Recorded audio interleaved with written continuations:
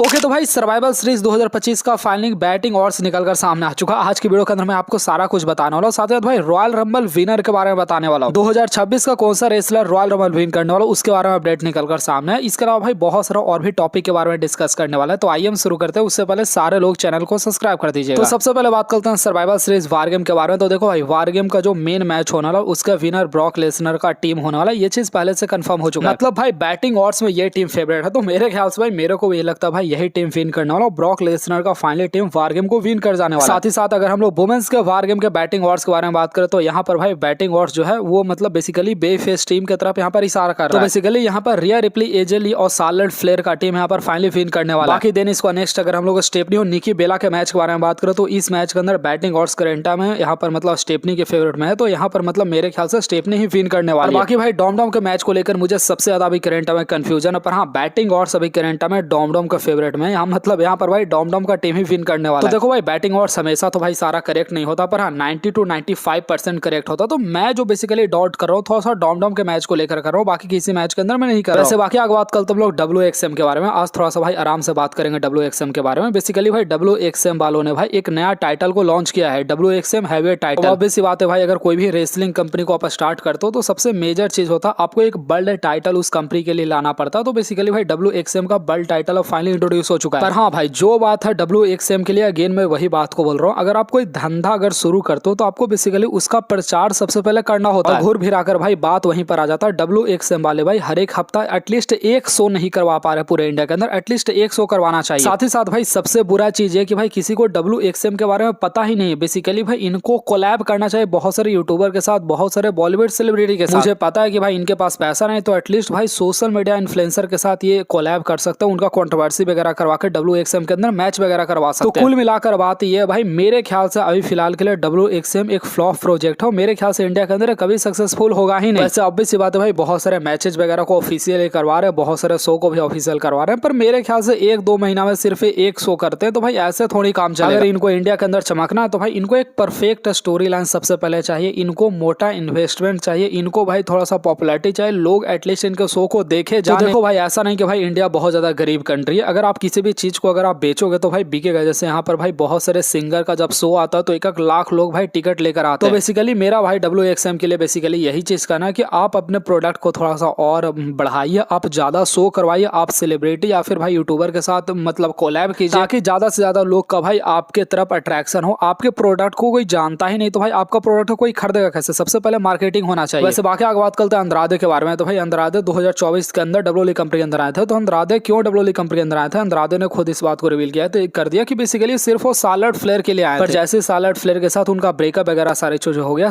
अंद्रादे मतलब WWE company से फिर चले गए। साथ ही साथ भाई अंद्रादे ने WWE कंपनी के डील के बारे में नहीं बताया, पर हाँ उन्होंने सिर्फ इतना बताया कि हाँ उनका जो एडवोकेट है बेसिकली उनके साथ WWE कंपनी का कोई डील वगैरह हुआ है, मतलब ऐसा डील जो कि बताया नहीं जा सकता। ठीक है भाई, अब मैं अंद्रादे के बारे में क्या बात करूँ। वैसे आपके माइंड में अगर ये सवाल आ रहा है WWE कंपनी का भाई नेक्स्ट फ्यूचर कौन सा सुपरस्टार होने वाला, तो जॉन सीना ने भाई रिसेंट में 2 सुपरस्टार का नाम लिया। एक तो है भाई जेबोन इवांस, जिनको आप लोग भाई NXT के ऊपर देखते होंगे, अभी करंट में सिर्फ 21 साल के, लिटरली 21 साल का। एक TNA का बंदा, उसका एज भाई वही हो रहा है। बेसिकली भाई जॉन सीना ने रिसेंट में ये दोनों टैलेंट के बारे में बोला है कि हाँ ये दोनों काफी टैलेंट है, WWE कंपनी का हो सकता है, ये फ्यूचर बन सकता है। तो देखो भाई अगेन मैं बहुत ज्यादा तो इसके बारे में नहीं बोलूंगा, पता नहीं भाई बनेगा कि नहीं बनेगा, मैं क्यों अभी माथा पेचे करूं, क्योंकि बात वही नहीं भाई। एक टाइम पर जो चिंगारी रोमन रेंस के अंदर था जब वो आए थे WWE कंपनी के अंदर, वो चीज मुझे किसी सुपरस्टार के अंदर दिखता ही नहीं आज के टाइम। बाकी भाई ब्रॉक लेसनर जो रैंप के ऊपर गिरे थे आपको याद होगा, तो भाई बहुत सारे लोग ऐसा कह रहे हैं, मजाक उड़ा रहे हैं सोशल मीडिया के ऊपर कि जॉन सीना को कोई देख नहीं सकता, जॉन सीना ने ब्रॉक लेसनर को गिराया था। तो सोशल मीडिया के ऊपर भाई ऐसे ही मजाक चलता रहता। वैसे भाई आपने मंडे नाइट रॉ के ऊपर छोटा जॉन सीना को देखा होगा,